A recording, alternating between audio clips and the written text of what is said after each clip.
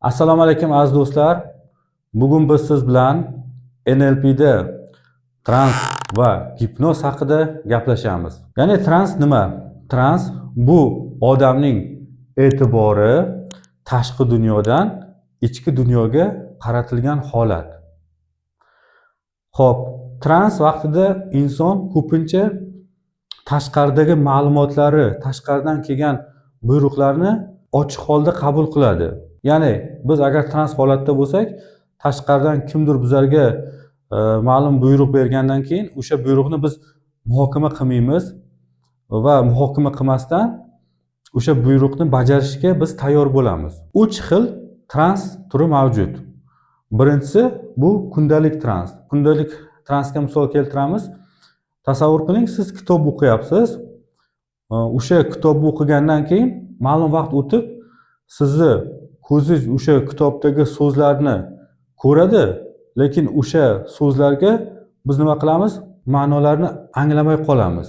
Ya'ni ko'zimiz o'sha so'zlarda qotib turadi, biz ko'rib turamiz, ya'ni u yerdagi ma'nolarga biz e'tiborimizni qaratmaymiz va xayolimiz boshqa joyga ketib qoladi. Ikkinchi misolimiz, siz mashinaga o'tirasiz. Mashinaga o'tirgandan keyin mashina asta-sekin yurishni boshlaydi.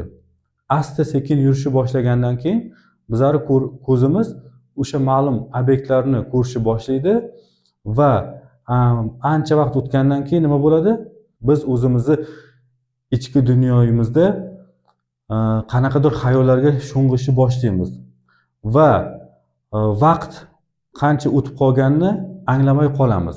Ikkinchi trans turimiz bu chuqurlashtirilgan trans. Chuqurlashtirilgan trans qanaqa bo'ladi? Bitta inson ikkinchi bir insonni ma'lum so'zlar va xatti harakatlar orqali transga olib kiradi. Buni biz ya'ni gipnoz deymiz. Ana endi 3-trans turimiz bu somnambulistik trans deyiladi. Bu juda chuqur trans. Biz bu trans turi haqida gaplashmaymiz, lekin sizlar shuni ham bilinglarki, 3 ta trans turlari mavjud. Xo'p, ana endi keling trans belgilari bilan tanishib chiqamiz. Inson transga tushganini qanaqa belgilari bilan aniqlasa bo'ladi? Mana bu pastida trans belgilarini qizil bilan ajratib qo'yamiz. Xo'p, birinchisi insonning tanasini qimirlamasligi.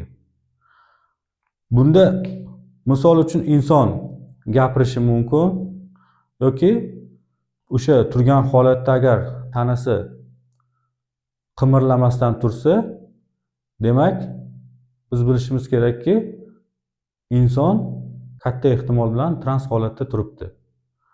Bu yerda transni chuqurligi bizga muhim emas, muhimi transning mavjud ekanligi. Ikkinchi belgimiz bu mushaklarning bo'shashishi. Trans vaqtida insonlardagi mushaklar bo'shashgan holatda bo'ladi. Ayniqsa yuz qismidagi mushaklar. Xo'p, davom etamiz. Uchinchisi, trans vaqtida insonda nafas olishi ma'lum miqdorda sekinlashadi va ko'pincha qorin qismi bilan inson nafas oladi. Ya'ni doimiy nafas olishga qaraganda trans vaqtida insonda sekinroq nafas olish kuzatiladi. Keyingisi ko'z fiksatsiyasi. Ya'ni ko'z fiksatsiyasi deganda biz ko'zimiz bilan bitta joyga qarab turamiz. Mana misol uchun bitta joyga qarab turib bitta obyektga e'tibor beramiz, lekin bizlar e'tiborimiz o'sha obyektda bo'lmaydi, ya'ni ichki holatimizda bo'ladi. Mana buni ko'z fiksatsiyasi deyiladi. Keyingisi esa insondagi so'lak yutinish harakati sekinlashadi. Agar buni ham biz diqqat bilan boshqa bir insonlarda kuzatib turadigan bo'lsak, oddiy holatda insonlar qanaqa qilib so'lak yutinyapti va trans vaqtida qanaqa, uni biz ilg'ab olishimiz mumkin. Ko'pincha sekin so'lak yutinadi.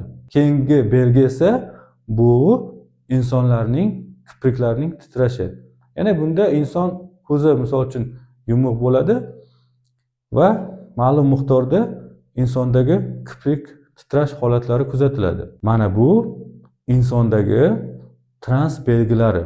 Ya'ni bundan tashqari trans belgilari mavjud, lekin hozir qisqacha biz mana shularni bilganimiz bizaga yetadi. Ana endi bu trans holatini bilish bizaga nima beradi? Boya boshida aytib o'tdik, trans vaqtida insonga ma'lum bitta fikrni sindirish mumkin.